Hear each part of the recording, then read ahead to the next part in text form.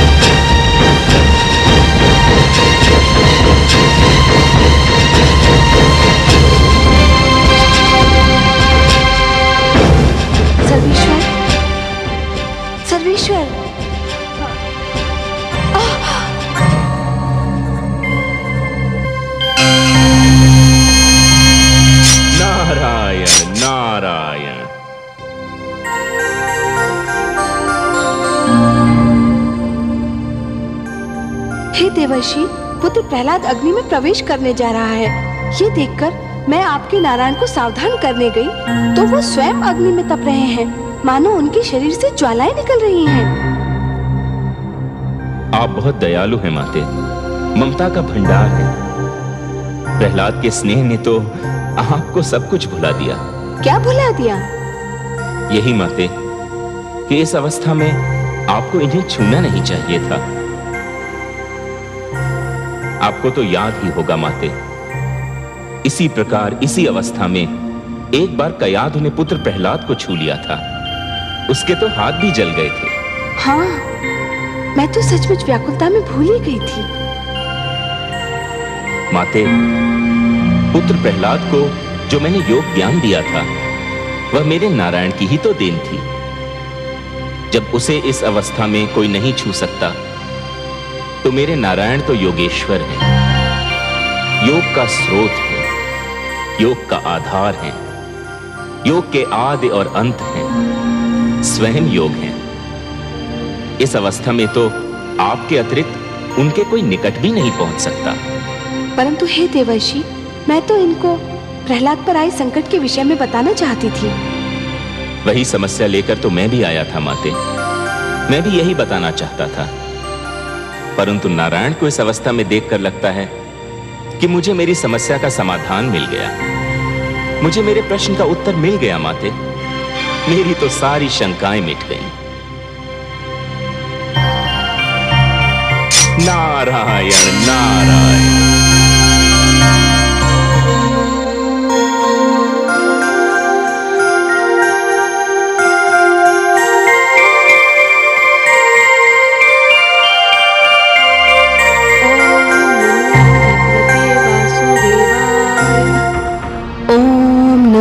भगवते वासुदेवाय। ओम नमो भगवते वासुदेवाय। पुत्र, तुम्हें भय तो नहीं लग रहा है? कैसा भय बुआ श्री? मुझे तो आनंद आ रहा है। जैसे जैसे लपटे मेरी ओर बढ़ रही है, मुझे विचित्र सी शीतलता का अनुभव हो रहा है। लग रहा है जैसे शीतल जल की लहरें मेरे शरीर को छू रही है। ओम नमो भगवते वासुदेवाय। ओम नमो भगवते वासुदेवाय। ओम नमो भगवते वासुदेवाय। ओम नमो भगवते वासुदेवाय। ओम नमो भगवते वासुदेवाय। ओम नमो भगवते वासुदेवाय।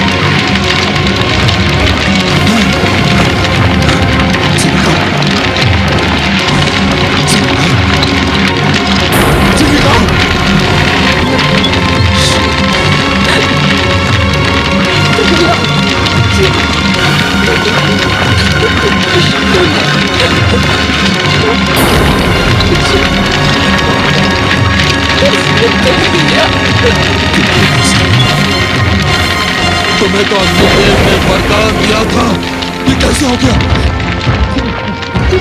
प्रहलाद की मायावी शक्तियों ने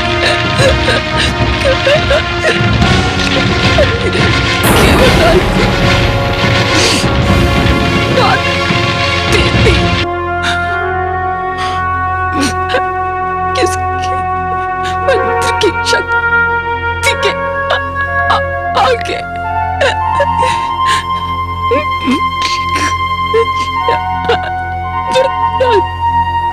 की शक्ति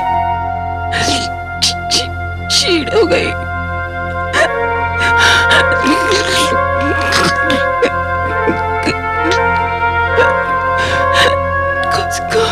उसका जीवन नहीं छोड़िएगा, जीवन नहीं छोड़िएगा माताश्री। हमको भी डालेगा।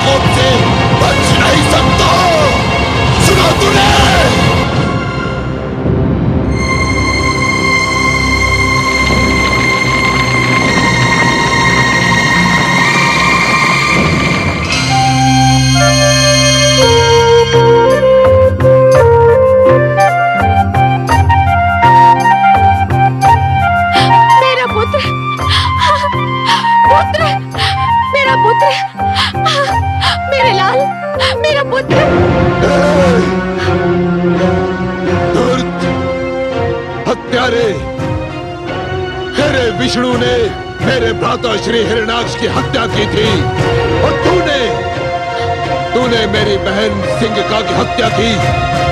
अब चाहे कुछ भी हो जाए, मैं तुझे जीवित नहीं छोड़ूंगा। चल। स्वामी मेरे पुत्र को छोड़ दीजिए। स्वामी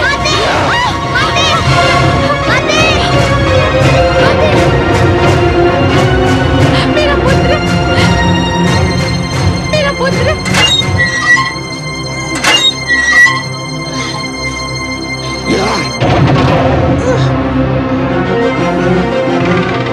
सेनापति, यदि इसे किसी ने भी भोजन अथवा जल दिया तो उसका वध कर दिया जाएगा। इसे कुछ नहीं मिलना चाहिए। सूर्य की किरण तक इसके समीप नहीं पहुंचनी चाहिए। ये अंधकार में ही जिएगा और अंधकार में ही अपना सिर पटक पटक कर अपने प्राण त्याग देगा।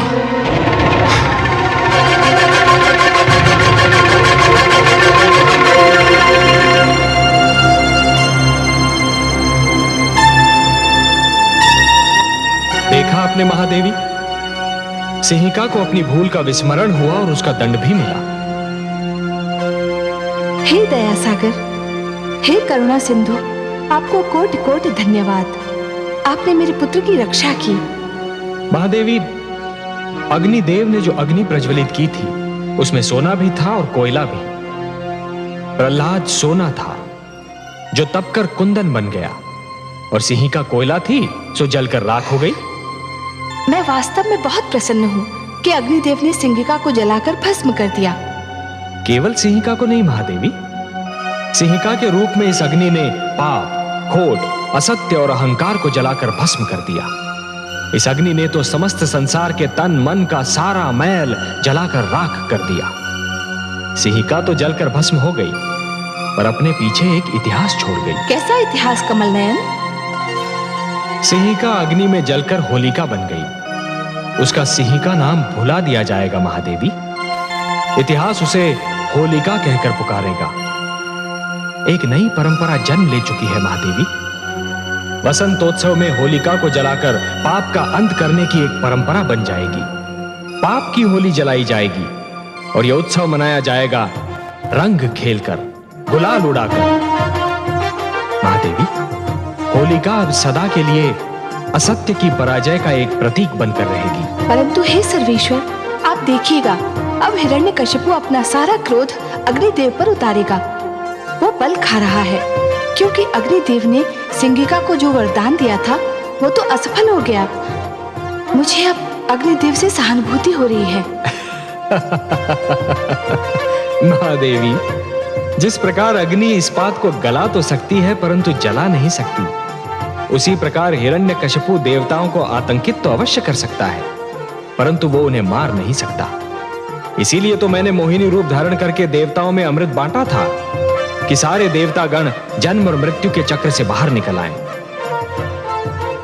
महादेवी, सिंहिका ने तो अपनी करनी का फल पाया, उसे दंड मिला, परंतु अग्निदेव को भी इस प्रश्न का उत्तर अवश्य देना होगा कि सिंहिका के चरित्र को जानते हुए भी उन्होंने उसे इतना महान वरदान क्यों दे दिया। और अग्निदेव का वही उत्तर मनुष्य को कर्म का सही मार्ग दिखाएगा। महादेवी, आज फिर मुझे इंद्रलोक में आना पड़ा, इंद्रासन पर बैठना पड़ा, केवल तुम देवताओं को यह स्मरण कराने के लिए कि अभी तक देवलोक का स्वामी मैं हूं। मैं भगवान हिरण्यकशिपु,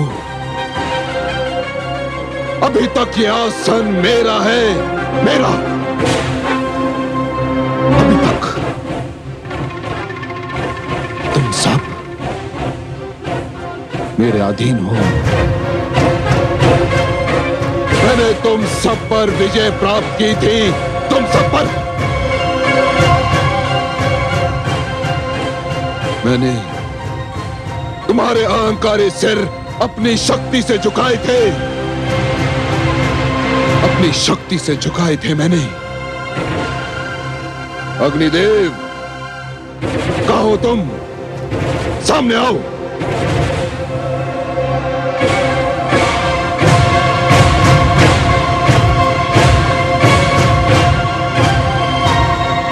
तुम स्वयं को देवता कहते हो, स्वयं को श्रेष्ठ समझते हो।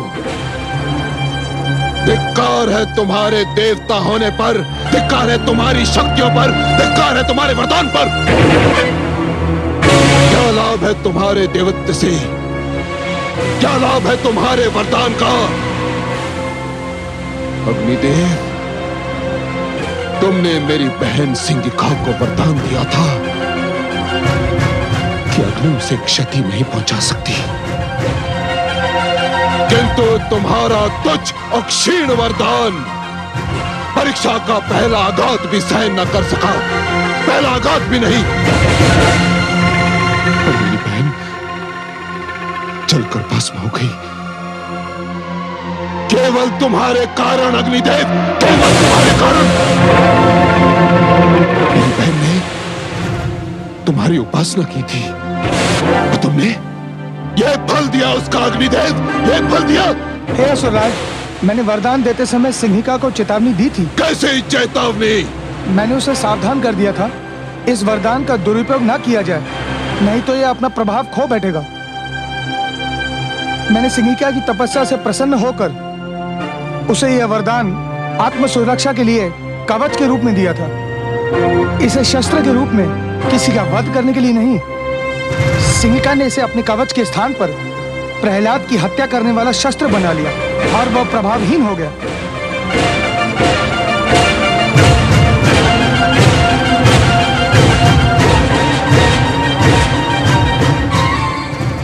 प्रभावहीन हो गया तुम्हारा वरदान। हाँ सुराज, वरदान किसी के लिए अपने सुख का कारण होना चाहिए, किसी और के दुख का कारण नहीं। और सिंहिका ने इस सत्य को भुला दिया, इसलिए वही हुआ जो होना था। इसमें मेरा कोई दोष नहीं और न मेरे दिए हुए वरदान का। सुराज, छली हो तुम, कपटी हो तुम समस्त देवता, और सबसे बड़ा कपटी है तुम्हारा वो विष्णु। यदि उसने तुम सबको छल से अमृत न पिलाया होता तो अभी इसी घड़ी इसी स्थान पर तुम सबके सिर धड़ से अलग कर देता। सेनापति अश्वमित्र,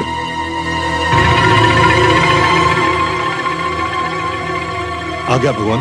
ले जाओ इन समस्त देवताओं को और डाल दो इन्हें कारागार में, जहां ये भी प्रहलाद की भांति अन्न और जल के लिए तरसते रहे, आजीवन सड़ते रहे।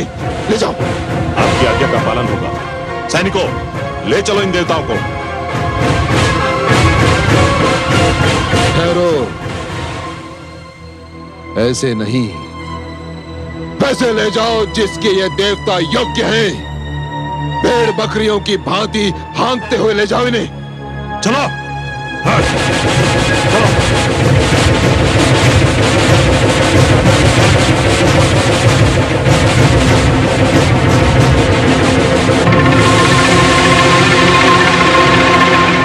दुष्ट प्रहलाद ने तुम्हारी माता श्री, मेरी प्रियतमा, मेरी जीवन संगनी सिंहिका की हत्या कर दी। मेरा मन ये मानने को तैयार नहीं पिताश्री। क्यों? क्या तुमने अपनी आंखों से उन्हें विवशता से तड़प तड़प कर जलते और मरते नहीं देखा? देखा था पिताश्री, देखा था, परंतु अग्नि में तो उन्होंने पहले भी प्रवेश किया था और आप ही कहते थे कि उन्हें कभी तनिक सी भी क्षति न पहुंची थी। फिर इस बार अग्निदेव का दिया हुआ वरदान असफल क्यों हो गया पिताश्री?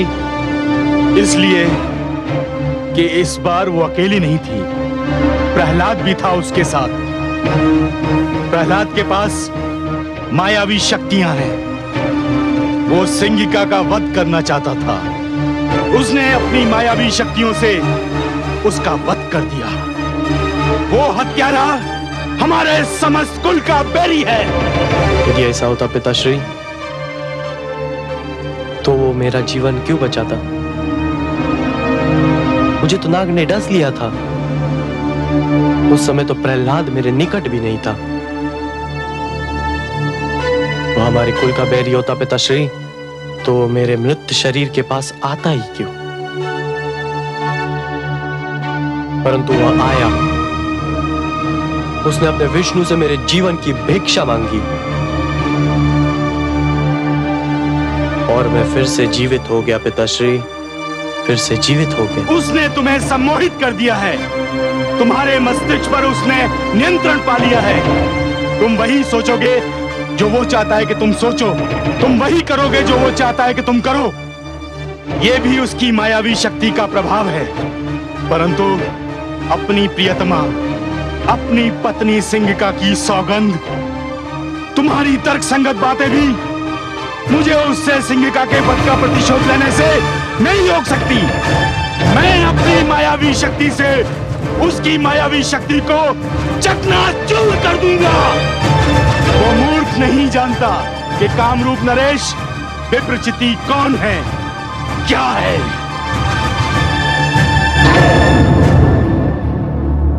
पिताश्री, नारायण नारायण। स्वागत है देवर्षि, आपका स्वागत है। आज हमें कैसे स्मरण किया? आपका स्मरण तो मेरे जीवन का उद्देश्य है। मेरे जीवन का सर्वस्व है। मेरा जीवन ही है लक्ष्मी नारायण। मेरा और कार्य ही क्या है?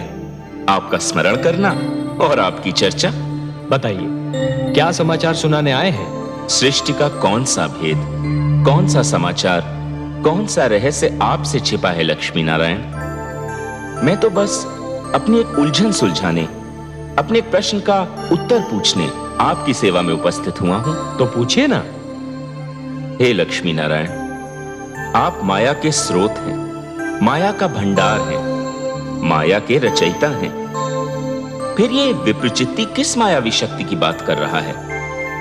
क्या उसने कोई नई मायावी शक्ति का आविष्कार कर लिया है? नहीं देवर्षि, विप्रचित्ती कोई योगी नहीं है जो किसी शक्ति का आविष्कार कर लेगा। वो तो केवल एक भिक्षुक है, एक याचक है। उसके पास जो भी शक्ति है वो मांगी हुई है, चुराई हुई है। हे देवर्षि, जिस प्रकार यदि कोई व्यक्ति उधार लिए हुए धन को यदि अपनी संपत्ति मानेगा तो बहुत शीघ्र कंगाल हो जाएगा, उसी प्रकार यदि कोई व्यक्ति मांगी हुई शक्ति को अपनी शक्ति समझने लगेगा तो अतिशीघ्र शक्तिहीन हो जाएगा। कर लेने दीजिए उसे परीक्षा इस शक्ति की, क्षण भर आनंद उठा लेने दीजिए उसे इस शक्ति का। वो बेचारा क्या जाने कि जहां से उसे ये एक शक्ति मिली है वहां तो महान शक्तियों का भंडार है। देवर्षि, मैं विप्रचित्ती के इस क्षणिक आनंद को भंग नहीं करना चाहता। देखिए तो सही, वो मूर्ख कितना प्रसन्न हो रहा है।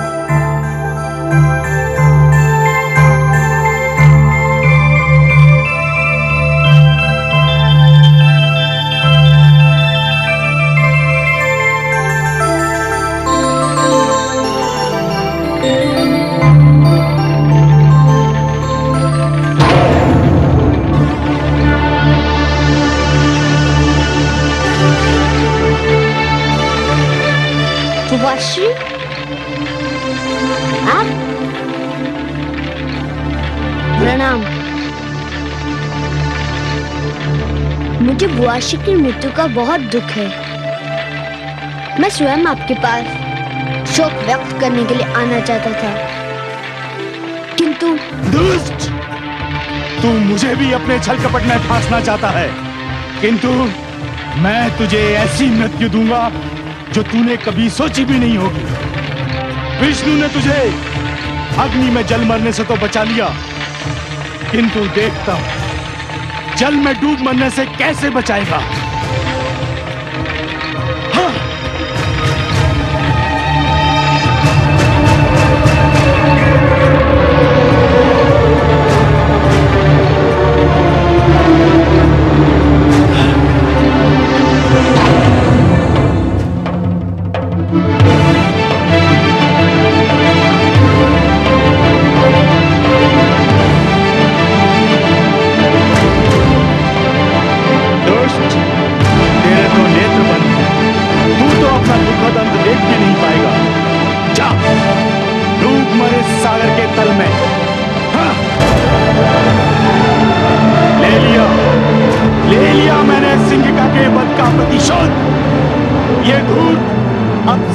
तल से कभी ऊपर नहीं आ सकेगा।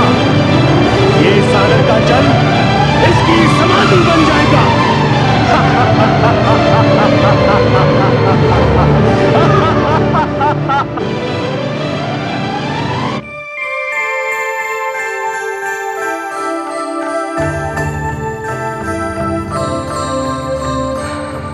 क्या हुआ कमल नयन? आपका पुत्र प्रहलाद ननिहाल की यात्रा पर निकला है महादेवी।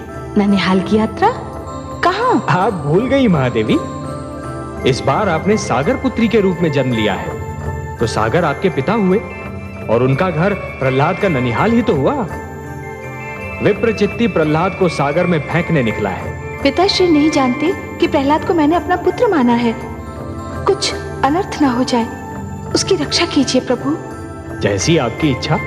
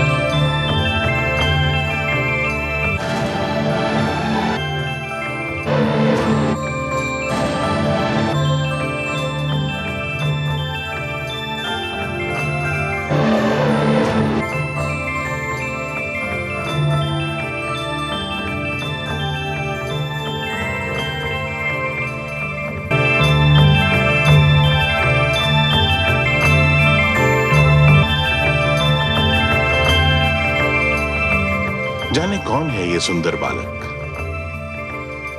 मुख पर इतना तेज कि आंखें नहीं ठहरती। कैसी मीठी निद्रा में सो रहा है वो। फिर उसे जगाकर पूछना भी तो उचित नहीं होगा ना। जाने कैसे सपने देख रहा होगा। किंतु ये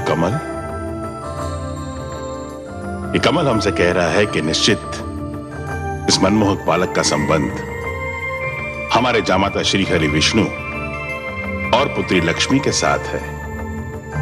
कमल जो हमारे जामाता के हाथ की शोभा भी है और पुत्री लक्ष्मी का आसन भी।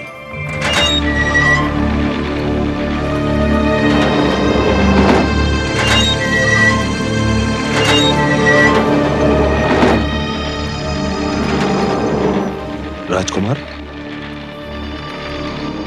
प्रहरियो शीघ्र इधर आओ।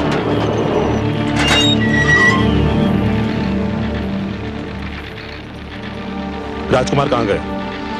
श्रीमान अभी तो यही थे। किसी ने कारागार का द्वार खोला था? नहीं श्रीमान, जब से भगवान हिरण्यकश्यप ने राजकुमार को यहाँ बंदी बनाया है तब से द्वार खोला ही नहीं। जाने क्या रहस्य है। मुझे तुरंत भगवान को इसकी सूचना देनी होगी।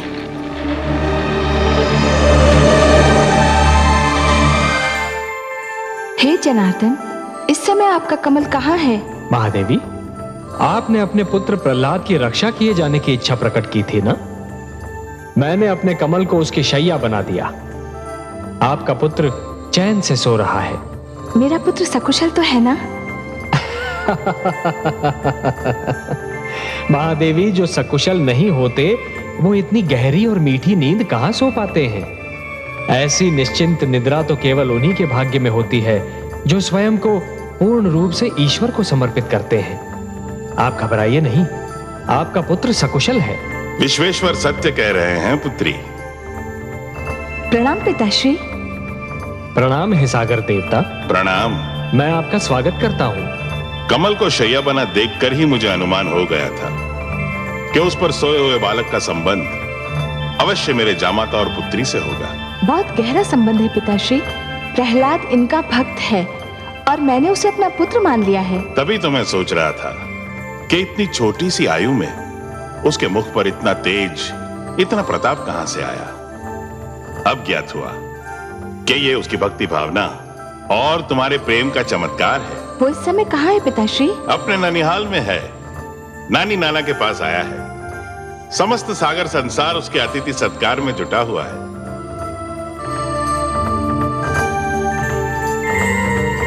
कहां लुप्त हो गया वो दुष्ट? कहां लुप्त हो गया? सिंगिका सत्य कहती थी कि उस धूर्त ने मायावी शक्तियां प्राप्त कर ली हैं और जिनका प्रयोग वो मेरे विरुद्ध करना चाहता है, भगवान हिरण्यकश्यप के विरुद्ध। जाओ, ढूंढो उसे, हर ओर ढूंढो, हर स्थान पर ढूंढो, और यदि वो मिल जाए तो उसे पकड़कर, जकड़कर, घसीटकर मेरे पास लाओ। नहीं तो ये जान लो कि यदि असफल हुए तो निर्जीव हो जाओगे। जाओ, ढूंढो उसे। नहीं सर्वशक्तिमान, ये बेचारे अब प्रहलाद को नहीं ढूंढ पाएंगे। क्यों नहीं ढूंढ पाएंगे? क्योंकि मैंने उसे सागर के गर्भ में फेंक दिया है और अब तक वो वहां से वो भूखी मछलियों के पेट में पहुंच चुका होगा। अर्थात कि तुम उसे कारागार से निकाल ले गए थे? हाँ, मैं ले गया था। उसने मेरी जीवन संगनी को जलाकर भस्म कर दिया था और मैंने उसे सागर के जल में डुबोकर मार दिया। हत्यारे, दुष्ट, तेरे हाथ मेरे पुत्र के रक्त से रंगे हुए हैं। तुमने हर जतन करके देख लिया। जब तुम मेरे पुत्र का कुछ नहीं बिगाड़ पाए तो तुमने कायरों की बातें उस पर उस समय वार किया जबकि वो सो रहा था। तुमने मेरे पुत्र की हत्या की है। मैं तुम्हें कभी क्षमा नहीं करूंगी। हत्यारे हो तुम, हत्यारे हो तुम लोग, हत्यारे हो।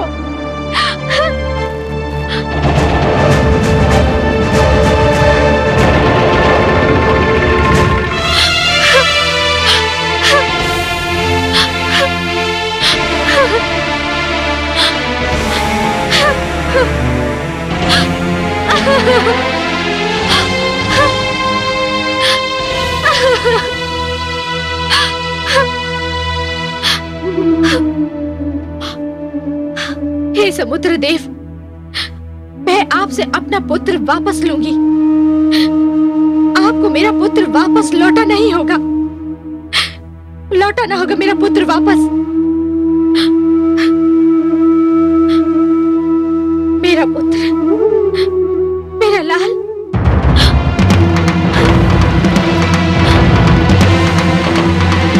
मेरा पुत्र, मेरा लाल। हाय मेरा पुत्र, मेरा पुत्र, हाय मेरा पुत्र,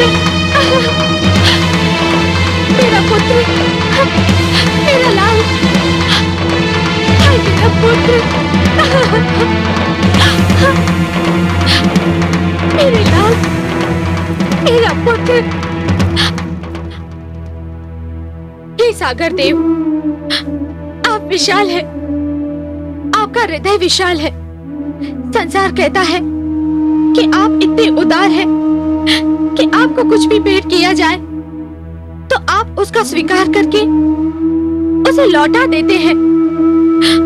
हे सागर देव, दानवराज कामरूप नरेश विप्रचित्ती ने मेरे पुत्र प्रहलाद को बलि के रूप में आपकी गोद में फेंक दिया है। एक दुखियारी माँ की पुकार सुन लीजिए सागर देव। मेरे पुत्र प्रहलाद को आपकी गोद से निकालकर मेरी गोद में डाल दीजिए। एक माँ की गोद सुनी है सागर देव। एक माँ अपने पुत्र के जीवन की भीख मांग रही है। हे सागर देव, मुझे मेरा पुत्र लौटा दीजिए, मुझे मेरा पुत्र लौटा दीजिए, मुझे मेरा पुत्र लौटा दीजिए।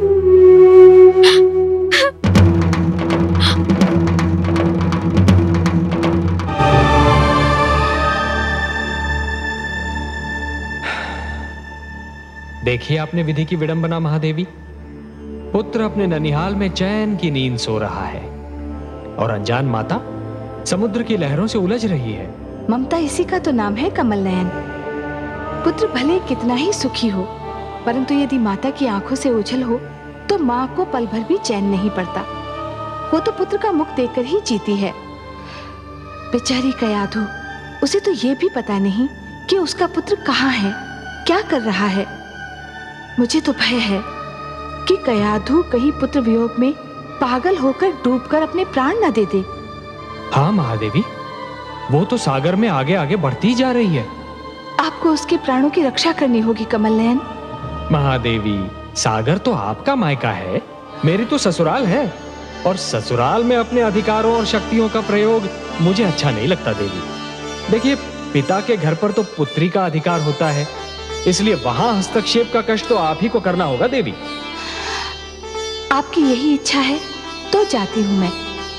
कयाधु को यूं डूबकर मरने नहीं दूंगी मैं, वो भी वहां सागर में जो मेरा मायका है।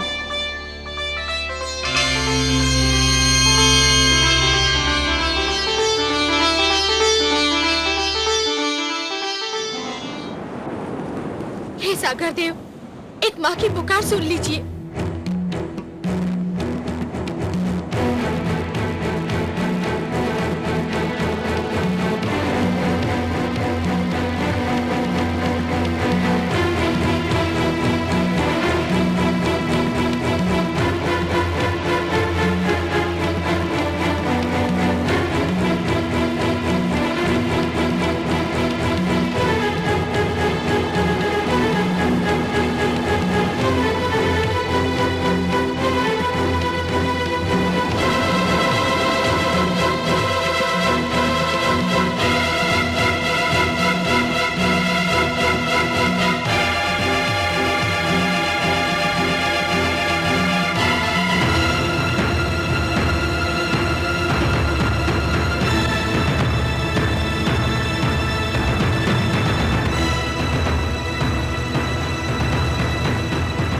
भगवान सर्वशक्तिमान, अनर्थ हो गया है।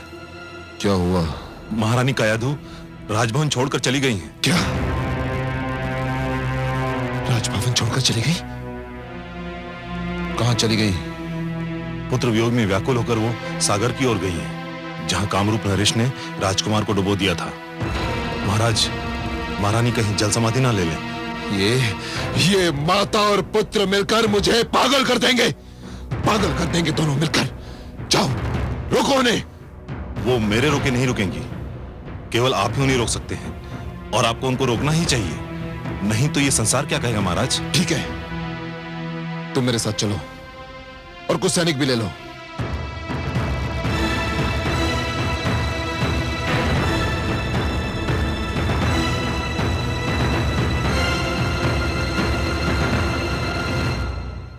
देवी, यह बालक तो जागने का नाम ही नहीं लेता। कब से सो रहा है, भला कब तक सोता रहेगा ये? बालपन की नींद है स्वामी, सो लेने दीजिए। आयु बढ़ती है, जीवन की चिंताएं और समस्याएं घेर लेती हैं, तब ऐसी नींद बहुत याद आती है। लोग तो तरस जाते हैं ऐसी नींद के लिए। आप सत्य कहती हैं देवी, पर बहुत सो चुका ये, अब इसे जागना होगा। कम से कम जागकर ये तो देखे कि इसके ननिहाल में इसका आदर सत्कार कैसा हुआ। मुझे खेद है पिताश्री। प्रणाम पिताश्री, प्रणाम माते। पिताश्री, मुझे खेद है कि आप अपने नाती का और अधिक आदर सत्कार नहीं कर पाएंगे। क्यों पुत्री? क्योंकि इसकी माता इसके वियोग में तड़प रही है। पुत्र प्रहलाद को उसके पास लौटने में और अधिक विलंब हुआ तो वो अपने प्राण त्याग देगी।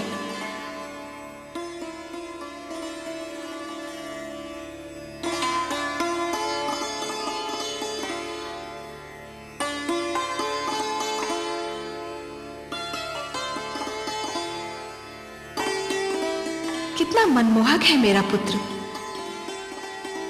इसके मुख से तो मेरी दृष्टि हटती ही नहीं। तुमने इसके सिर पे हाथ क्या फेर दिया पुत्री? इसके माथे पर समस्त सृष्टि का तेज निखर आया है, मानो प्रकाश का मुकुट पहन लिया हो। सुनो पुत्री, तुम स्वयं जाके इस बालक को इसकी माता को सौंप दो। नहीं पिताश्री, पुत्र प्रहलाद को आपकी गोद में फेंका गया था। कयाधु भी इसे आप ही से मांग रही है। दुख से बिलखती इसकी माता को आप अपने हाथों से लौटाएंगे तो उसके हर्ष की कोई सीमा नहीं रहेगी। आप ही इसे ले जाइए। तुम कहती हो पुत्री, तो मैं ही इस बालक को इसकी माता को सौंप दूंगा।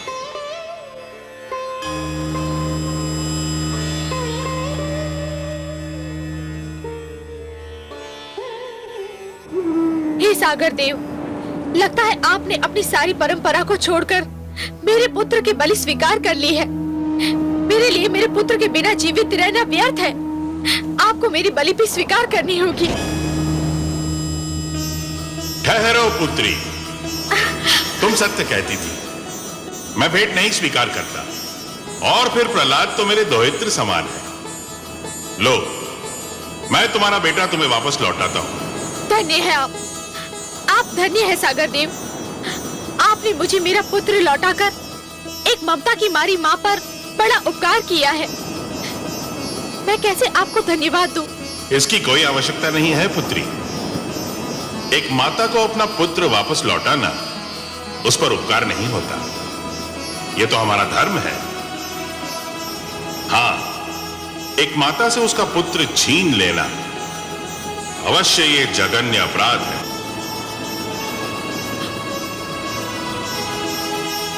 मेरा पुत्र, मेरा पुत्र, मेरा लाल, मेरा लाल। माते, आप यहाँ कैसे आई और मैं यहाँ कैसे आया? मैं तो कारागार में था ना। हाँ पुत्र, तुम्हारे दुष्ट फूफा विप्रचित्ति ने तुम्हें सागर तले फेंक दिया था। परंतु मैं तो बहुत मीठा सपना देख रहा था। मैंने स्वप्न में अपने एक नानाश्री को भी देखा। मैं उनके गोद में था। मैंने माता महादेवी लक्ष्मी को भी अपने पास देखा। कितनी अच्छी थी वो। उनके गोद में जाकर मुझे यूं लगा जैसे मैं स्वर्ग में आ गया हूँ। मेरा पुत्र,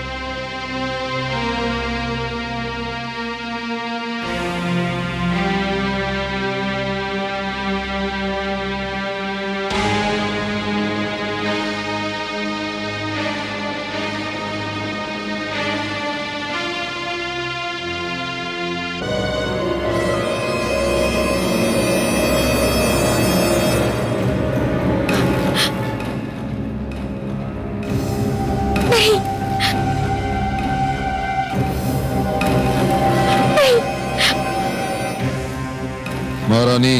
नहीं। प्रणाम पिताश्री। दुष्ट, तुझसे पर्वत की ऊंचाई हार सकती है, अग्नि का ताप हार सकता है, समुद्र की गहराई हार सकती है, किंतु मैं तुझसे हार नहीं मानूंगा, कदापि नहीं मानूंगा। सैनिकों पकड़ से। रुक जाओ सैनिकों, यदि किसी ने मेरे पुत्र को हाथ भी लगाया तो मैं इसके और अपने प्राण एक कर दूंगी। मैं भी महान असुरा तारक के महाबली सेनापति चंबासुर के पुत्र कयादु हूँ। मेरे पास भी मायावी शक्तियाँ हैं।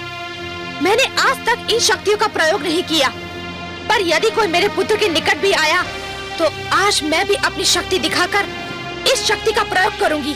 देखते क्या हो, पकड़ लो इस धूर्त को। सावधान, आगे मत बढ़िए दैत्येंद्र, आगे मत बढ़िए। रानी, हट जाइए मेरे मार्ग से। रुक जाओ दैत्येंद्र, नहीं, रुक जाओ। प्रणाम गुरुदेव। गुरुदेव, आपने बहुत देर कर दी। आप होते तो मेरे साथ इतना बड़ा अनर्थ ना होता गुरुदेव। आपके ना होने से मेरे साथ क्या क्या ना हुआ। मेरा पुत्र मेरा सबसे बड़ा बैरी बन गया, मेरा उत्तराधिकारी मेरा महानतम विरोधी बन गया गुरुदेव। मैं जानता हूं दैत्येंद्र, मैं सब जानता हूं। तुम चिंता मत करो, अब मैं लौट आया हूं, सब ठीक हो जाएगा।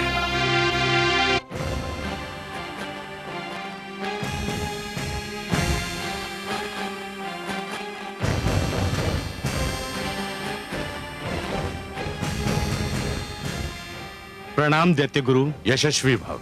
प्रणाम भ्राताश्री। दुष्ट प्रहलाद का अंत हो गया भ्राताश्री, साथ ही आपकी चिंताओं और समस्याओं का भी अंत हो गया। ना तो दुष्ट प्रहलाद का अंत हुआ, ना ही मेरी चिंताओं और समस्याओं का। वो पापी फिर बच निकला विप्रचित्ती, फिर बच निकला। तुमने जिस सागर में उसे फेंका था उसमें मेरी उमंगें डूब गईं, मेरी इच्छाएं डूब गईं, मेरी सारी योजनाएं डूब गईं। बस नहीं डूबा तो वो दुष्ट प्रहलाद उतर गया और एक बार फिर मैं मुंह ताकता रह गया। मैं भगवान हिरण्यकशिपु। धैर्य से काम लो दैत्येंद्र, इतना हताश होने की क्या आवश्यकता है। कैसे हताश ना हूं मैं गुरुदेव, कैसे हताश ना हूं। मैंने उस पर खड़क की बौछार करवाई, उसे ऊंचे पर्वत से नीचे फेंकवाया, मैंने उसे विष दिलवाया, उसे अग्नि में जलवाया। और अब जब विप्रचित्ती ने उसे मारना चाहा, परंतु वो दुष्ट ऐसे कठोर प्राण लेकर जन्मा है कि मरने का नाम ही नहीं लेता। मैं कहां तक धैर्य रखूं गुरुदेव, कहां तक धैर्य रखूं। यह सब इसलिए हुआ था कि मैं यहां नहीं था। संभवतः मैंने तब पर जाकर भूल की थी, परंतु अब मैं लौट आया हूं। अब प्रहलाद को मेरे हाथों में सौंप दो, मैं उसे संभाल लूंगा। मैं तो समझा था तुम दोनों मेरे योग्य शिष्य सिद्ध होगे, मेरी अनुपस्थिति में गुरुकुल को संभाल लोगे, परंतु तुम दोनों सर्वथा अयोग्य निकले। सब अनर्थ हो गया। हम क्या करते पिताश्री? राजकुमार प्रहलाद। प्रश्न प्रहलाद का नहीं है, प्रश्न है गुरुकुल के शेष विद्यार्थियों का। प्रहलाद तो राजकुमार है, परंतु तुम तो साधारण शिष्यों को भी नियंत्रण में नहीं रख सके। राजकुमार प्रहलाद ने विद्रोह की ऐसी ज्वाला फैलाई कि हम विवश हो गए। धिक्कार है तुम पर। मैंने तुम्हें कृत्या क्रिया किस दिन के लिए सिखाई थी? तुम्हें कृत्या का प्रयोग करना चाहिए था। कृत्या अगर प्रकट हो गई तो राजकुमार को मार डालेगी पिताश्री। और यदि प्रहलाद जीवित रह गया तो समस्त असुर लोक मारा जाएगा। जाओ प्रहलाद को गुरुकुल में आने का संदेश दो। किंतु गुरुदेव, इतना सब घट जाने के उपरांत क्या महारानी कयाधु अपने पुत्र को हमारे साथ आने भी देंगी? मैं महारानी कयाधु को अच्छी तरह से जानता हूं। वो पुत्र की शिक्षा के नाम पर कोई भी बलिदान कर सकती है। जाओ उनसे कहो कि मैंने प्रहलाद को गुरुकुल में शिक्षा के लिए बुलाया है। जो आज्ञा गुरुदेव।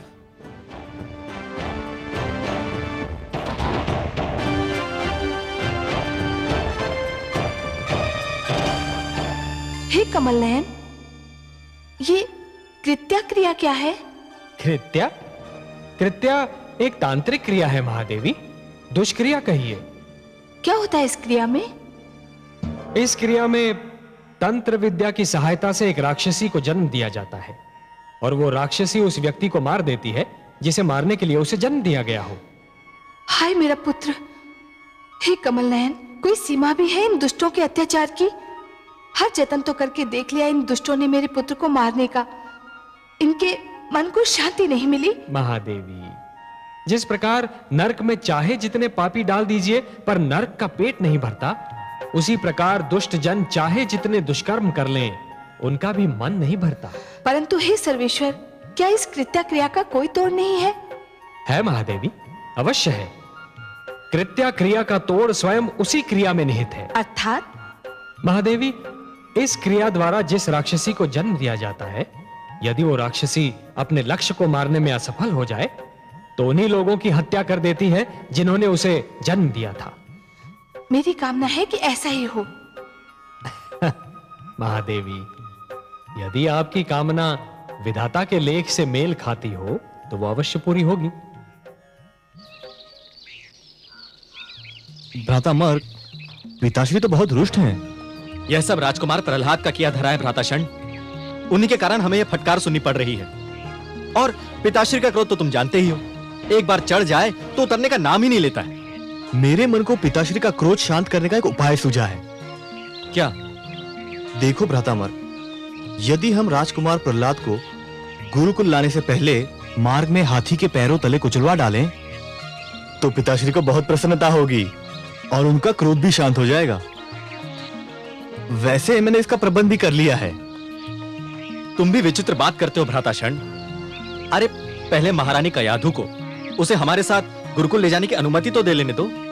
अकारण अंधकार में बाण फेंके जा रहे हो। चलो अब।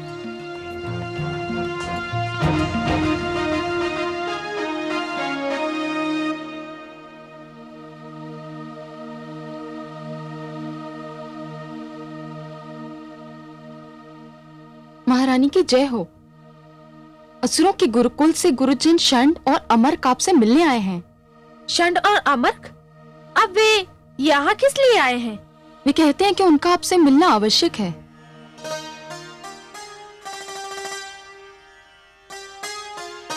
ठीक है, बुलाओ उन्हें।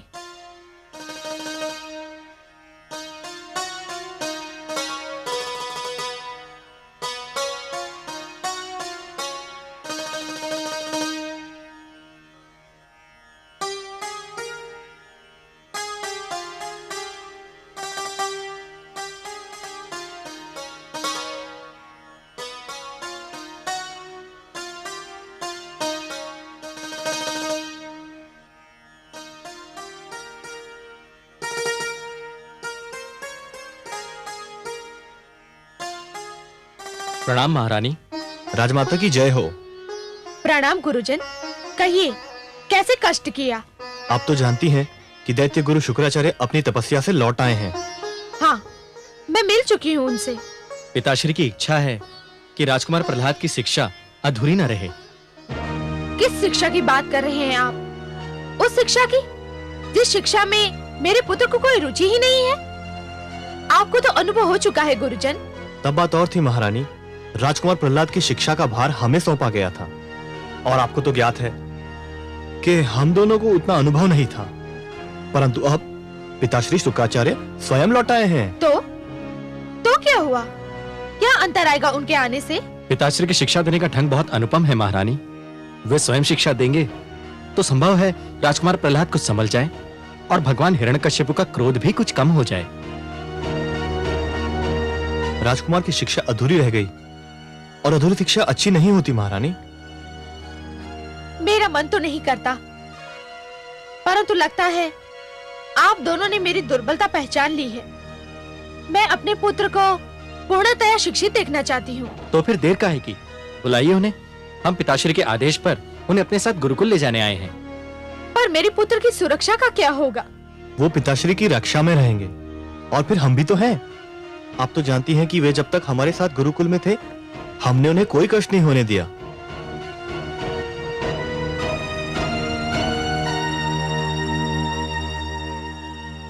पुत्र प्रहलाद,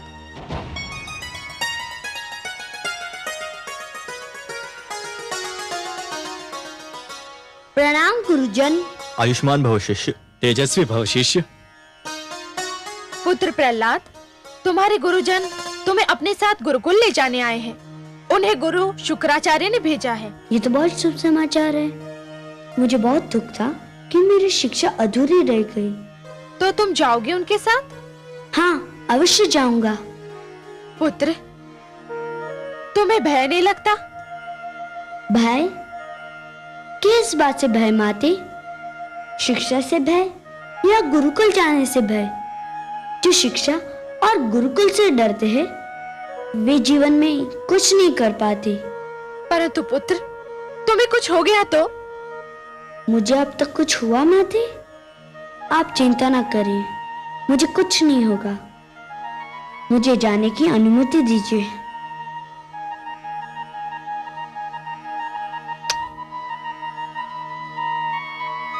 आयुष्मान भव पुत्र। चलिए गुरुजन, मैं गुरुकुल जाने के लिए बहुत व्याकुल हूँ।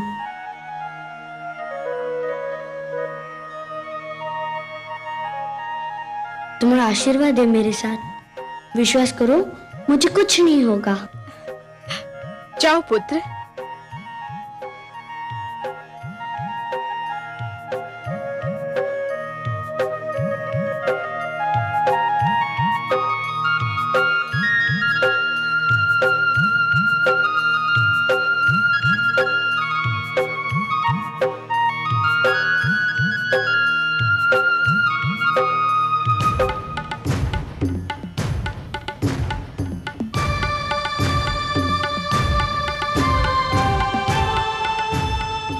प्रणाम गुरुवर। क्या समाचार लाए हो सेनापति? शुभ समाचार है दैत्य गुरु। महारानी कयाधु ने राजकुमार प्रहलाद को गुरुकुल जाने की अनुमति दे दी है। राजकुमार गुरुजन षंड और अमर के साथ गुरुकुल की ओर प्रस्थान कर चुके हैं। शुभ समाचार, अत्यंत शुभ समाचार।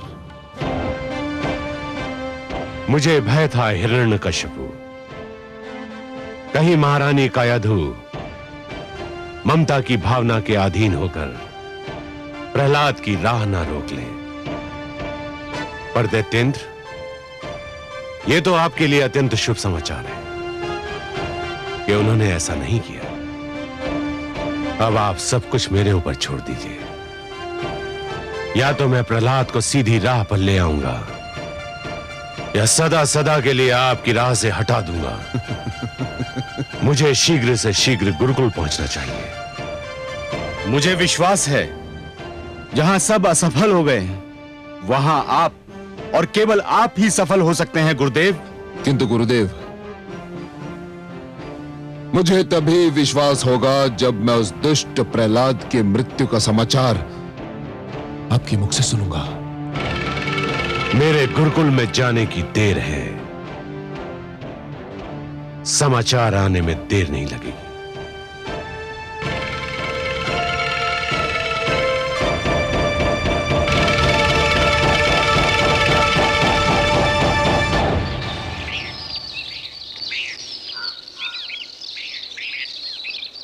गुरुजन, आपने माताश्री को मनाकर मुझ पर बड़ा उपकार किया है। मैं अपने गुरुकुल के मित्रों से मिलने के लिए बड़ा व्याकुल था। वे भी तुम्हें देख के बहुत प्रसन्न होंगे।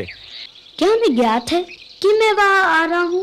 नहीं नहीं, हमने यह निर्णय लिया था कि अचानक तुम्हें उनके समक्ष ले जाकर उन्हें अचंभे में डाल देंगे। अरे ये आवाज कैसी? हाँ। शिष्य प्रहलाद, तुम यही ठहरो, हम देख के आते हैं कि ये हाथी कहां से आ रहा है। आ भ्रातामर। हाँ, यही ठहरना।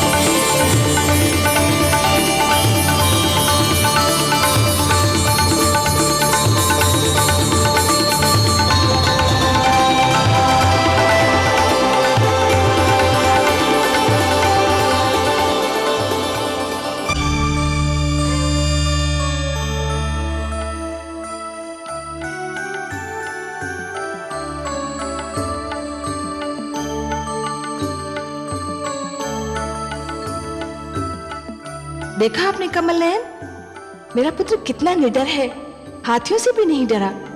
उनके समक्ष डटा रहा, वे ही सिर झुकाकर चले गए। महादेवी, आपके पुत्र का ईश्वर पर इतना अडिग विश्वास है कि उसने मृत्यु से भयभीत होना छोड़ दिया है। वो जानता है कि उसका जीवन और उसकी मृत्यु दोनों ही ईश्वर के हाथों में है, उन हाथियों के भारी भारी पैरों तले नहीं। आपने सत्य कहा कमल नयन, मृत्यु से क्या भयभीत होना, वो तो एक दिन आकर ही रहेगी। किंतु मृत्यु के भय से जीवन का सुख चैन खोना मूर्खता है, और ये भेद मेरे पुत्र ने जान लिया है। यूं भी उसने इतनी यातनाएं झेली हैं कि अब उसके लिए मृत्यु अर्थहीन हो गई है। इसीलिए तो उसने मृत्यु से भयभीत होना छोड़ दिया है। महादेवी, जो मृत्यु से डरते हैं वो जीवन जीने के लिए सिद्धांतहीन समझौते करने लगते हैं, और ऐसा सिद्धांतहीन जीवन मृत्यु से भी बुरा होता है। महादेवी, इतिहास साक्षी है कि जीतते तो वही हैं जो मृत्यु के भय पर विजय पा लेते हैं, और सिद्धांतहीन जीवन जीने वाले तो कायर होते हैं। महादेवी, जैसे ये षंड और अमर्क, मुझे तो इनकी कायरता पर हंसी आ रही है।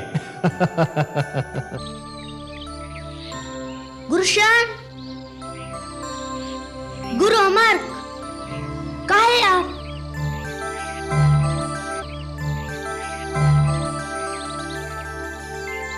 कहाँ चले गए थे आप दोनों? हम कहीं नहीं, हम तो यही थे। हाँ। क्या आप हाथी से भयभीत हो गए थे? नहीं नहीं, हम क्यों भयभीत होंगे? क्यों भ्राताशण? है ना? बिल्कुल बिल्कुल। हाँ। हम तो नित दिन हाथियों के साथ में खेलते हैं, है ना? हाँ। परंतु गुरुजन, लगता है ये हाथी हमारे संग खेलने नहीं, कुछ और करने आया था। कुछ और?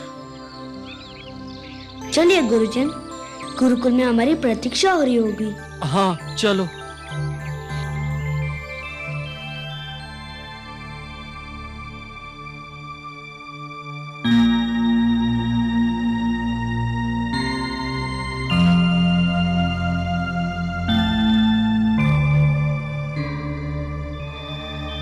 प्रणाम पिताश्री। प्रणाम गुरुदेव।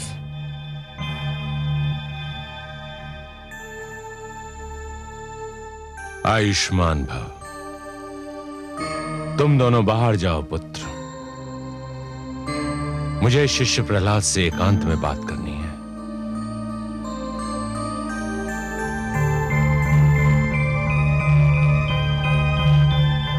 शिष्य प्रहलाद, प्रसन्नता हुई तुम्हें देखकर। कहो कैसे हो? गुरुदेव की कृपा से सकुशल हूँ। अब गुरुदेव के दर्शन से धन्य हो रहा हूँ।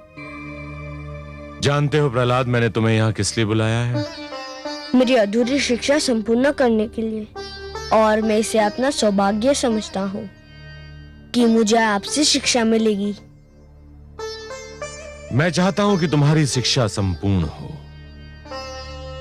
परंतु उससे पूर्व मैं तुमसे एक प्रश्न पूछना चाहता हूं। मेरे प्रश्न का उत्तर दोगे? आपके प्रश्न का उत्तर देने की क्षमता तो नहीं है मुझ में, किंतु यथाशक्ति प्रयत्न करूंगा। शिष्य, तुम जानते हो कि दीपक का धर्म क्या है? प्रकाश फैलाना गुरुदेव, अंधकार से संघर्ष करना। संतान को भी कुल दीपक कहा जाता है, जानते हो? जानता हूं गुरुदेव। जानते हो तो फिर अपने कुल के लिए ऐसा दीपक क्यों बने हुए हो जो प्रकाश के स्थान पर अंधकार फैला रहा है, उनके कष्ट का कारण बना हुआ है। हे गुरुदेव, मैंने किसको कष्ट दिया? किसको कष्ट नहीं दिया? अपने गुरुजन को कष्ट दिया, अपने पिता को कष्ट दिया, अपनी माता को कष्ट दिया, और उससे बढ़कर अपने आप को कष्ट दिया। तुम्हें कटारों की तेज धार पर रख लिया गया, पर्वत से गिराया गया, विष पिलाया गया, नागों के बीच छोड़ दिया गया, अग्नि में जलाया गया, सागर में डुबोया गया। परंतु ये सब मेरे लिए कष्ट नहीं सिद्ध हुए। ये सब तो मेरी परीक्षाएं सिद्ध हुई, और आपकी कृपा से मैं इन परीक्षाओं में सफल हुआ। संभव है, किंतु तुम अपने माता पिता और समस्त असुर लोक के कष्ट का कारण तो बने हुए हो। उसका क्या उत्तर है तुम्हारे पास? हे गुरुदेव, यदि उनके कष्ट का कारण मैं होता तो विश्वास कीजिए, मैं अपने हाथों अपने जीवन का अंत कर लेता। परंतु ये सत्य आप भी जानते हैं और मैं भी जानता हूँ कि उनके कष्ट का कारण मैं नहीं हूँ। तो कौन है उनके कष्ट का कारण? मेरे प्रश्न का उत्तर दो प्रहलाद। मैं नतमस्तक होकर आपसे क्षमा याचना करता हूँ गुरुदेव, परंतु आपने मुझे उत्तर देने का आदेश दे ही दिया है, तो मेरा उत्तर भी सुन लीजिए। उनके कष्ट का कारण आप हैं।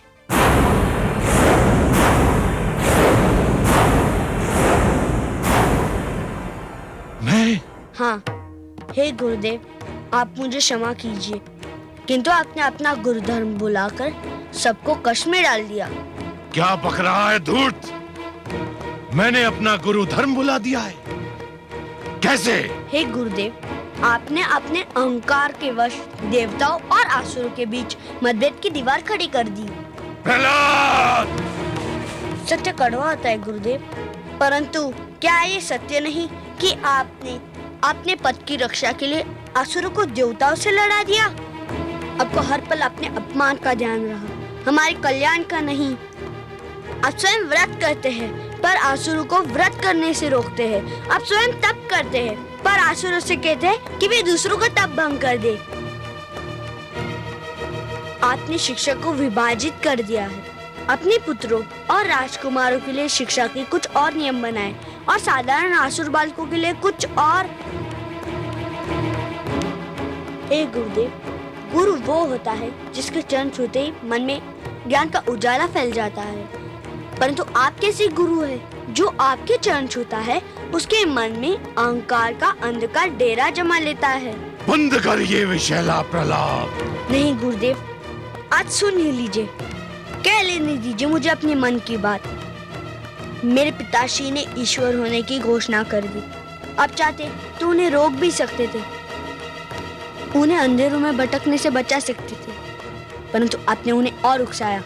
उन्हें और बढ़ावा दिया और अब वे इतने दूर जा चुके हैं कि उनका लौटना संभव नहीं। दुष्ट बालक, मेरे मन में तो आता है कि मैं इसी क्षण तेरा गला दबाकर तुझे मार डालूं। तो दबा दीजिए गुरुदेव। आपके हाथों मुझे मृत्यु प्राप्त हुई तो मैं इसे अपना सौभाग्य समझूंगा। अवश्य प्राप्त होगी दुष्ट, अवश्य प्राप्त होगी। मैं तेरे सिर पर काल की छाया मंडराते देख रहा हूं। हट!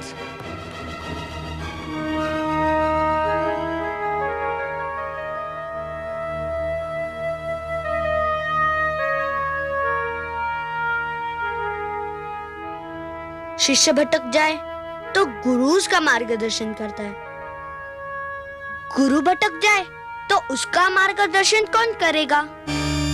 आहा, वाह पुत्र, धन्य हो तुम।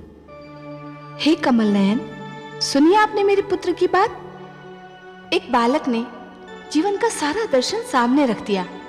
इसी को कहते हैं गागर में सागर समो देना। महादेवी, सब लोग जीवन को विद्या की दृष्टि से देखने का प्रयास करते हैं, परंतु आपका पुत्र जीवन को भक्ति के नेत्रों से देखता है, इसलिए जीवन के सारे रहस्य उसे विदित हैं। और महादेवी, प्रहलाद को जीवन का एक सीधा और सरल सत्य भी ज्ञात है, और वो सत्य यह है महादेवी कि जिस प्रकार जब एक पुरुष भटक जाता है तो केवल एक ही व्यक्ति भटकता है, परंतु जब एक नारी के पैर डगमगाने लगते हैं तो समस्त परिवार डगमगा जाता है। उसी प्रकार जब एक शिष्य भटकता है तो केवल एक ही छात्र भटक जाता है, परंतु जब एक गुरु भटक जाता है महादेवी तो समस्त छात्र समाज भटक जाता है, और जब समाज भटक जाता है महादेवी तो समस्त राष्ट्र का संकट बन जाता है। परंतु हे कमल नयन, इतनी छोटी सी बात दैत्य गुरु शुक्राचार्य की समझ में क्यों नहीं आती? इसके कई कारण हैं महादेवी। हठ, अहंकार, घायल अहम की पीड़ा, और सबसे बढ़कर बुद्धि और विवेक का अंधा विरोध। उन्होंने अपनी सद्बुद्धि को अपने अहंकार के पास रहन रख दिया है। दैत्य गुरु शुक्राचार्य स्वयं भी भटक रहे हैं और हिरण्यकशिपु को भी भटका रहे हैं।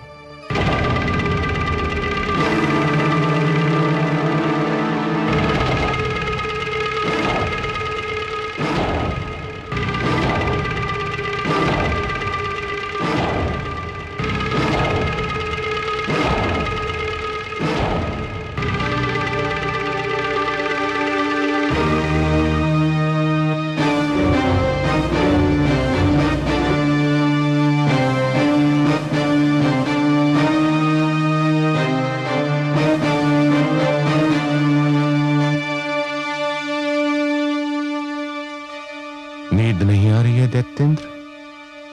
नहीं गुरुदेव, जब तक वो दुष्ट प्रहलाद जीवित है मेरी आंखों में नींद कहां। वो मुझे हर पल व्याकुल करता रहता है गुरुदेव। तो समझ लो तुम्हारी व्याकुलता का अंत हो गया। चैन की नींद सो जाओ दैत्येंद्र। अब तुम्हारी निद्रा में कोई विघ्न नहीं डालेगा। मैं समझता था मैं प्रहलाद को समझा लूंगा, उसे सीधी राह पर ले आऊंगा, परंतु यह मेरा भ्रम था। जिसने मृत्यु से मैत्री कर ली हो उसे जीवन का संग नहीं सुहाता। मैं उसका वध करके ही तुम्हारे पास आता, परंतु वो तुम्हारा पुत्र है, तुम्हारा कुलदीपक है, तुम्हारे शरीर का अंग है। इसलिए मैं तुम्हें यह बताने आया हूं कि मैंने उसका वध करने का निर्णय कर लिया है। सुंदर, अति सुंदर गुरुदेव। हां शिष्य, मैं तुमसे यही कहने आया हूं कि तुम्हारा पुत्र भोर का सूर्य नहीं देख पाएगा। जाओ, चैन की नींद सो जाओ। धन्यवाद गुरुदेव, आपको कोटि कोटि धन्यवाद। मुझे तुम पर गर्व है शिष्य। कि तुम मसुल लोक के लिए और अपनी प्रजा का धर्म बचाने के लिए अपनी संतान को भी त्याग सकते हो।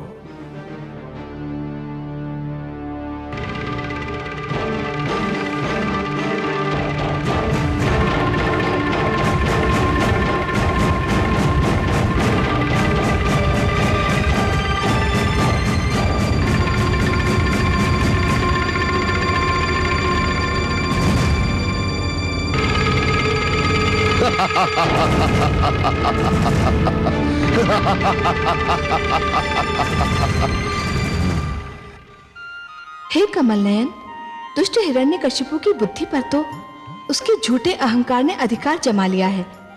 अपने ईश्वर होने के मद में वो कब का भूल चुका है कि वो प्रहलाद का पिता भी है। परंतु दैत्य गुरु शुक्राचार्य को क्या हो गया है? वो तो 2 पुत्रों षंड और अमर्क के पिता भी हैं। वो किसी के पुत्र का वध करने की बात कैसे सोच सकते हैं? उनका पितृत्व क्यों खो गया है? क्रोध के कारण महादेवी, क्रोध के कारण। जिस प्रकार अग्नि सूखी लकड़ी को सरलता से जला देती है, उसी प्रकार क्रोध सुंदर भावनाओं को सहजता से भस्म कर देता है। हे नारायण, दैत्य गुरु शुक्राचार्य तो विद्वान हैं, तो फिर वो ये क्यों भूल गए कि क्रोध विवेक का शत्रु है? उसे भूलने का कारण है उनका मुझसे वैर। वो मेरे विरोधी हैं, इसलिए मेरा विरोध करने की धुन में वो विवेक तो क्या स्वयं को भी भूल गए हैं। मेरा विरोध करने की भावना उनकी विद्वत्ता पर भारी पड़ चुकी है महादेवी। और अब दैत्य गुरु शुक्राचार्य कोई भी सीमा पार कर सकते हैं। आश्चर्य है, क्या दैत्य गुरु शुक्राचार्य ये भी नहीं जानते कि सीमा से अधिक विरोध अपने ही दुख का कारण बन जाता है? नहीं जानते महादेवी, दुर्भाग्य से वो इस सत्य को नहीं जानते, पर अतिशीघ्र जान जाएंगे। दैत्य गुरु शुक्राचार्य जिस पथ पर पग धरने जा रहे हैं, वहां उन्हें अश्रु और रक्त की धाराओं के अतिरिक्त और कुछ नहीं मिलेगा।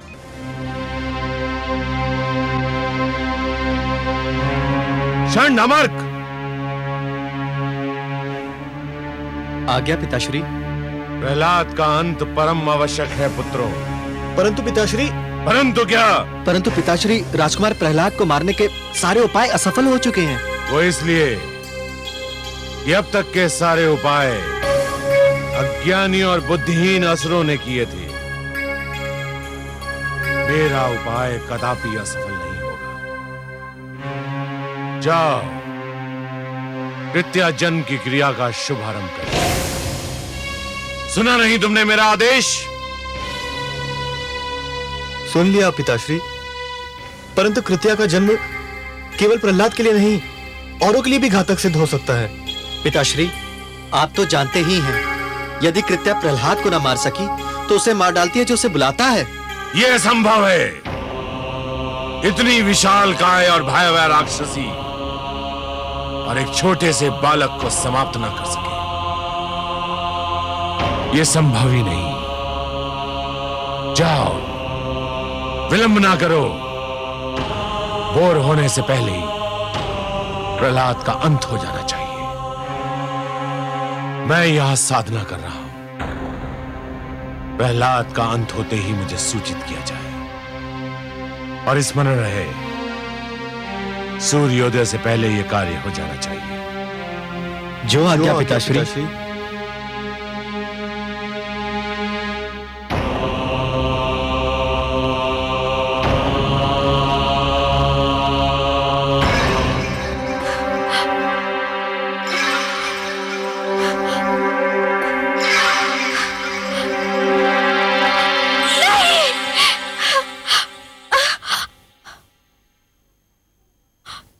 क्या हुआ महारानी? क्या आपने कोई भयानक सपना देख लिया? लगता है मेरे पुत्र के प्राण फिर संकट में है। आपका ध्यान राजकुमार में है, इसीलिए आप सोते में भी उन्हीं के विषय में सोच रही होंगी। राजकुमार तो गुरुकुल में है, भला वहां उनके प्राणों को क्या संकट हो सकता है? पता नहीं, परंतु मैं बहुत व्याकुल हूँ। सो जाइए महारानी, उन्हें कुछ नहीं होगा। गुरुजन उनकी सुरक्षा का आश्वासन दे चुके हैं। हाँ, ठीक कह रही हो तुम। लगता है मैंने कोई भयानक स्वप्न देखा था।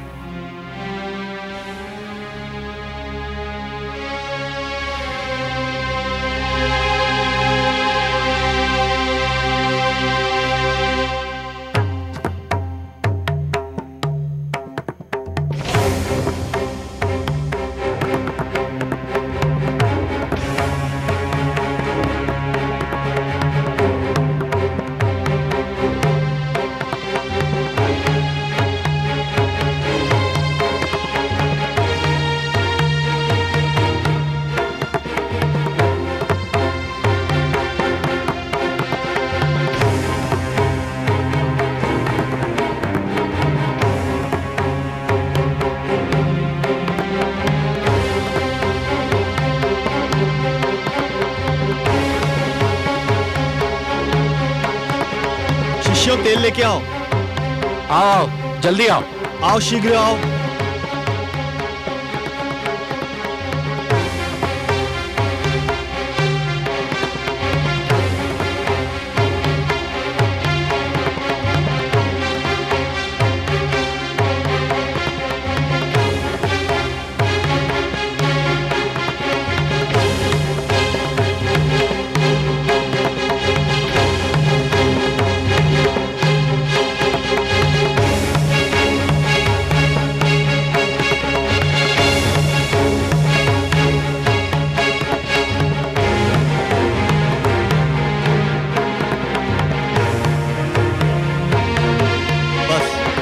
अब और अधिक तेल की आवश्यकता नहीं है। हाँ, शिष्यों, तुम दूर उधर जाकर खड़े रहो। जाओ जाओ।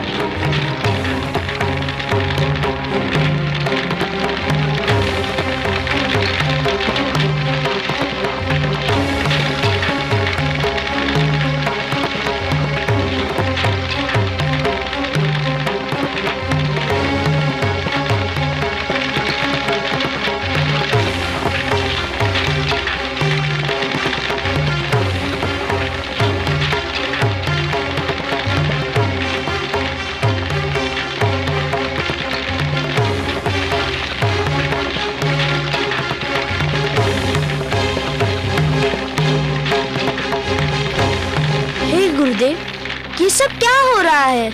एक अतिथि की प्रतीक्षा है, हम उसी के लिए भोजन बना रहे हैं। एक अतिथि के लिए इतना सारा भोजन? हाँ, बहुत विशाल काय है वह अतिथि, बहुत बड़ा पेट है उसका। उसका भोजन इसी तेल में तला जाएगा। जाओ शिष्य, तुम अपना स्थान ग्रहण करो।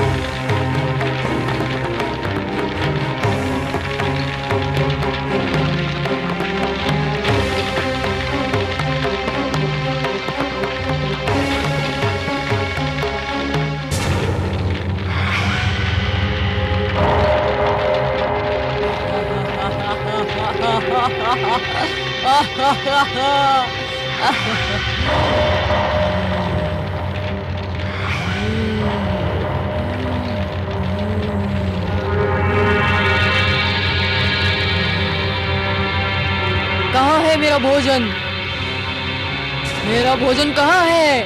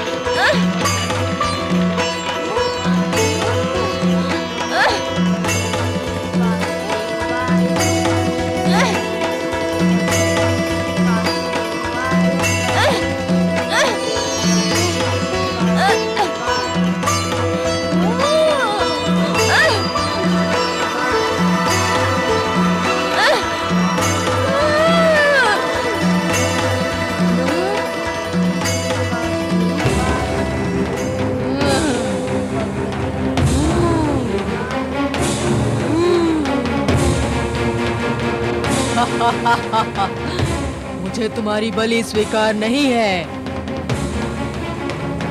भागो भागो भ्रातामर्ग, जिस घड़ी का भय था वो घड़ी आ गई। कृत्या प्रहलाद को मारने में असफल हो गई। अब वो हमें नहीं छोड़ेगी। हमने उसे बुलाया था। मारे गए हम तो। हम पर दया करो कृत्या। कृत्या हम पर दया करो। हम पर दया करो कृत्या। नहीं कृत्या हमें माफ कर दो। माफ कर दो हमें। कृत्या हम पर दया करो। नहीं नहीं नहीं कृत्या पर दया करो। हम पर दया करो कृत्या। कृत्या हमें छोड़ दो। छोड़ दो हमें। हम पर दया करो कृत्या। नहीं नहीं हम पर दया करो कृत्या। कृत्या हमें छोड़ दो। कृत्या कृत्या हम पर दया करो।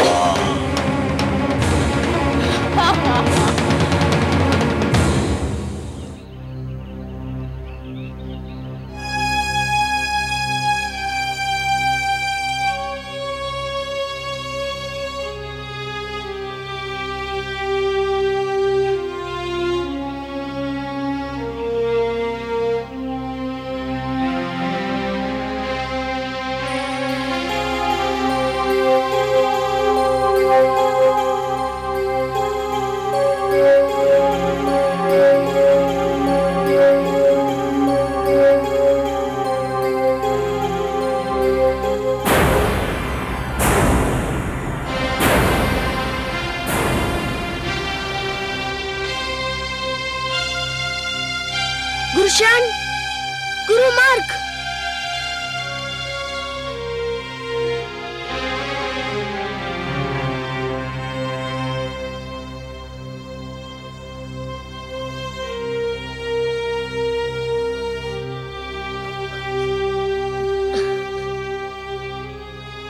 क्या हुआ?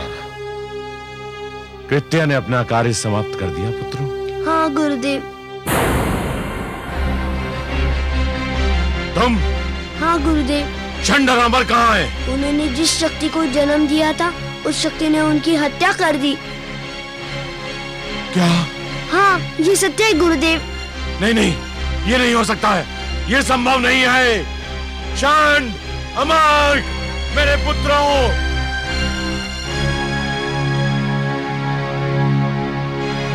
चंड, अमर!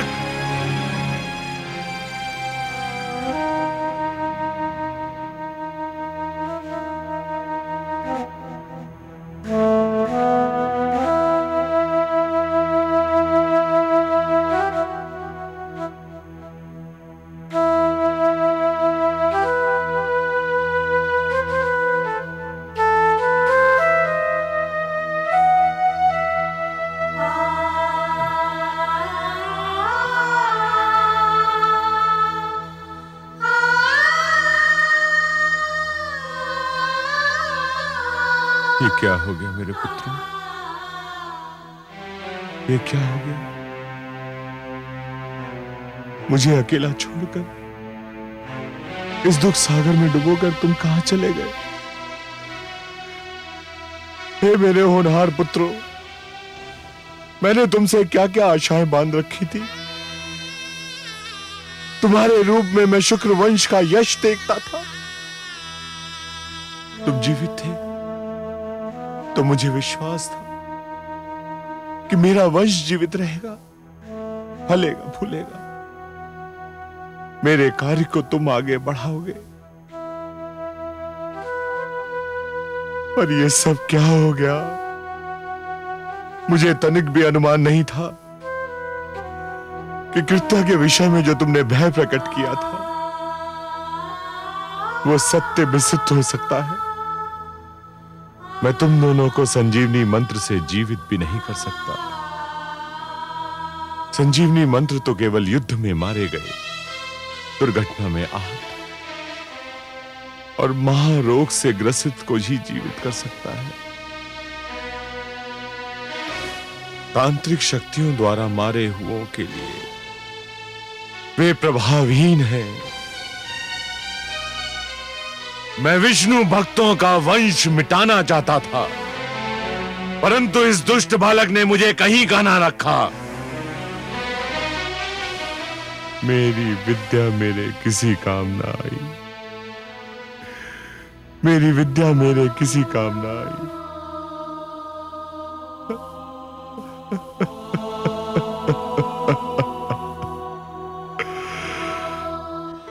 मैं कहती थी ना, जो दूसरों का बुरा चाहते हैं स्वयं उनका बुरा हो जाता है। मेरे पुत्र को मारने चले थे दैत्य गुरु। एक क्षण को भी ये ध्यान नहीं आया कि वो भी किसी माँ का पुत्र है। अब अपने पुत्र मारे गए तो कैसा विलाप कर रहे हैं दैत्य गुरु।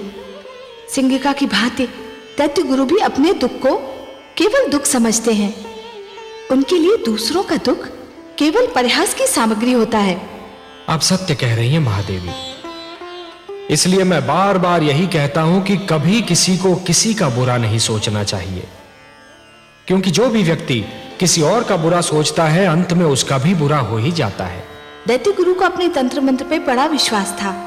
समझ रहे थे कि उनके तंत्र मंत्र से बड़ी कोई शक्ति है ही नहीं। यह उनका भ्रम है महादेवी, उनका भ्रम है। जो भी व्यक्ति ये समझते हैं कि यह तंत्र मंत्र, ये सर्वनाश और अंधकार की शक्तियां केवल किसी और को ही क्षति पहुंचा सकती हैं, तो वो उनका भ्रम है। सत्य तो यह है महादेवी कि जो ईश्वर के सच्चे भक्त होते हैं, जो स्वयं ईश्वर पर संपूर्ण विश्वास करते हैं, ये तंत्र मंत्र की शक्तियां उनका बाल भी नहीं बांका कर सकती। हे महादेवी, जिस प्रकार द्वेष और घृणा का मारा व्यक्ति पड़ोसी के घर को जलते हुए देख ये भूल जाता है कि उसी अग्नि की लपटें स्वयं उसका घर भी जला सकती हैं, उसी प्रकार जो व्यक्ति तंत्र मंत्र में विश्वास करता है वो ये भूल जाता है कि यही तंत्र मंत्र की शक्तियां स्वयं उसका भी सर्वनाश कर सकती हैं। सत्य है सर्वेश्वर, आप जो कह रहे हैं उसका एक एक अक्षर सत्य है। देखिए तो महादेवी, कोई भला सोच भी सकता है कि इतने महान दैत्य गुरु शुक्राचार्य अपने पुत्रों की मृत्यु पर इस प्रकार विलाप करते हुए दिखाई देंगे? गुरुदेव, क्या आप वास्तव में मेरे गुरुजन शन और अमर की मृत्यु का उत्तरदायी मुझे समझते हैं? तुम्हें नहीं समझूं तो किसे समझूं? परंतु गुरुदेव, क्या ये उचित है? उचित हो या अनुचित, पर सत्य यही है कि तुम्हारे ही कारण मेरे पुत्रों के प्राण गए, तुम्हारे ही कारण मेरी प्रतिष्ठा पर प्रश्न चिन्ह लग गया, तुम्हारे ही कारण समस्त असुर लोक का अस्तित्व संकट में पड़ गया। मेरे पुत्रों को जीवित रहना था, वे मर गए। तुम्हें मर जाना था, तुम बच गए। गुरुदेव, यदि आप ये जानते हैं कि मैं बच गया, तो आप ये भी भली भांति जानते हैं कि मैं कैसे बच गया, किसने बचा लिया मुझे। तो आप ही कहिए, जिसने मुझे बचाया वे ईश्वर है या वे जो मुझे बार बार मारने का प्रयत्न कर रहे हैं, वो असफल होते जा रहे हैं। वो मेरे पिताश्री हिरण्यकश्यपु हैं। चुप रहो। नहीं चुप रहूंगा गुरुदेव। आज आपको बताना ही होगा कि आप अपने मन से मेरे पिताश्री को ईश्वर मानते हैं। इससे क्या अंतर पड़ता है? अंतर पड़ता है गुरुदेव। किसी को मन से ईश्वर मानना एक बात है और किसी को भय या स्वार्थ के कारण ईश्वर मानना दूसरी बात। मैं जानता हूँ कि मेरे गुरुजन शन और अमर मेरे पिताश्री को भय के कारण ईश्वर मानते थे और आप उन्हें स्वार्थ के कारण ईश्वर कहते हैं। मैं गुरु हूँ और गुरु का धर्म है शिक्षा देना। गुरु अपने शिक्षकों को वही पाठ पढ़ाता है जो उसे पढ़ाने के लिए कहा जाता है। क्या गुरु का धर्म ये देखना नहीं कि उसे जो पाठ पढ़ाने के लिए कहा जा रहा है वह उचित भी है नहीं? इस समय तू बड़े बोल इसलिए बोल रहा है कि तेरी विजय हुई है और मेरी पराजय। तू प्रसन्न है और मैं दुखी। तुझे प्रसन्नता है कि मेरे दोनों पुत्रों और तेरे गुरुजन मृत्यु को प्राप्त हुए। जो शिष्य अपने गुरु की मृत्यु का हर्ष मनाए उसके जीवन को धिक्कार है। केवल मैं जानता हूँ गुरुदेव कि मैं अपने गुरुजन शंडर आमक से कितना प्रेम करता था। केवल मैं जानता हूँ कि उनके मृतक शरीर को देखकर मेरे मन पर क्या बीत रही है। जिस समय वो दुष्ट राक्षसी मेरे गुरुजन का वध कर रही थी, मेरा वश चलता तो मैं उसके खड़क के आगे अपना सिर कर देता। बंद करो ये अभिनय। ये अभिनय नहीं गुरुदेव, ये मेरे दुखी मन की पुकार है।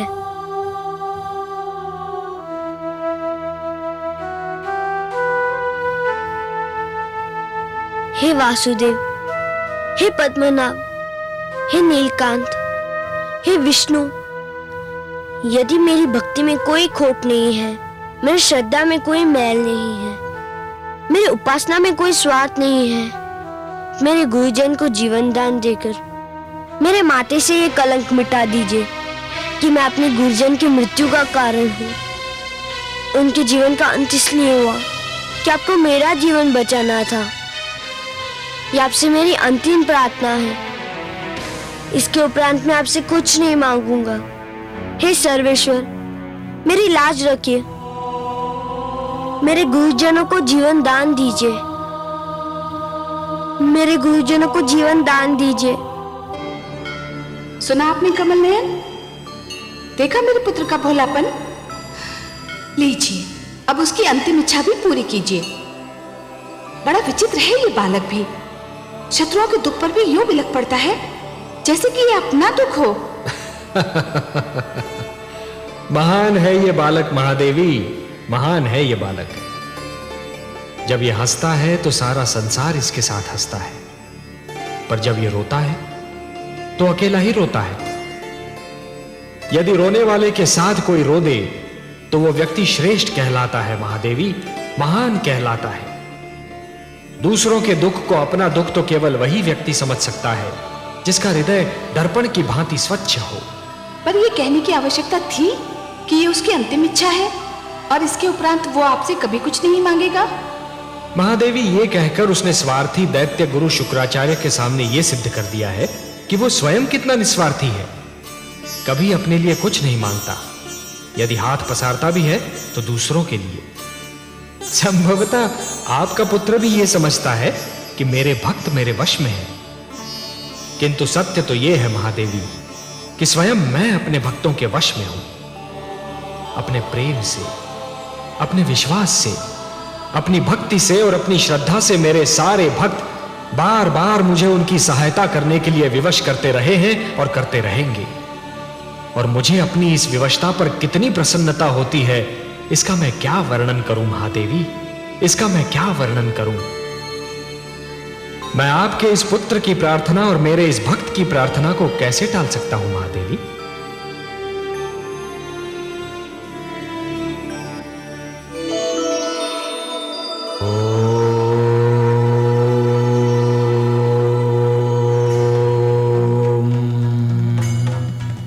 ओम नमो भगवती वासुदेवाय। ओम नमो भगवती वासुदेवाय। ओम नमो भगवती वासुदेवाय। ओम नमो भगवती वासुदेवाय। ओम नमो भगवती वासुदेवाय। ओम नमो भगवती वासुदेवाय। ओम नमो भगवती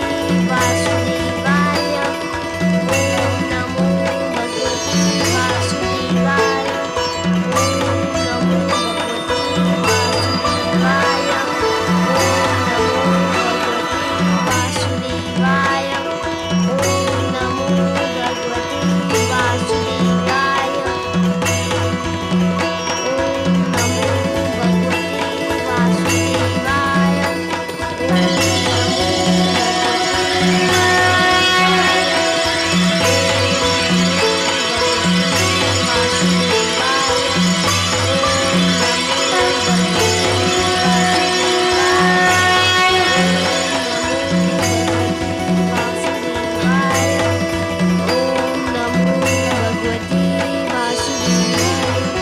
ओम नमो भगवती वासुदेवाय।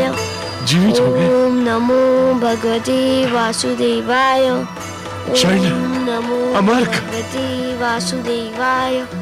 ओम नमो भगवते शिष्य प्रहलाद, वासुदेवाय। राजकुमार।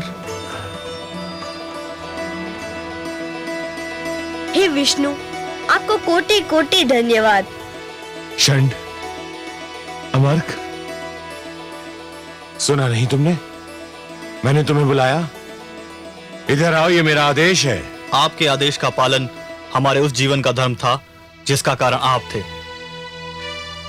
ये तो हमारा नया जन्म है, हमारा दूसरा जीवन है। और यह जीवन हमारे प्रिय शिष्य प्रहलाद ने हमें प्रदान किया है पिताश्री। ये आप क्या कर रहे हैं गुरुजन? आपने मेरे चरण छू लिए तो मैं सदा के लिए पापी हो जाऊंगा। हम तुम्हारा मार्गदर्शन चाहते हैं शिष्य। तुम्हारे पीछे चलना चाहते हैं शिष्य प्रहलाद। मैं जिस पथ का पथिक हूँ उसमें न कोई किसी के आगे चलता है न कोई किसी के पीछे, उस पर सब साथ साथ चलते हैं। मैं भक्ति मार्ग का पथिक हूँ। आइए आप भी पथिकों के इस लहराते सागर में लहरों की भांति आप भी मिल जाइए। आपका स्वागत है गुरुजन। पिताश्री, हम ये घोषणा करते हैं कि शिष्य प्रहलाद का ईश्वर ही हमारा ईश्वर है। हाँ, हमारे भगवान विष्णु हैं, हिरण्यकश्यप नहीं। धन्य है गुरुजन, आपने सत्य की राह देख ली। अब आप जो भी शिक्षा देंगे वो सच्ची शिक्षा होगी।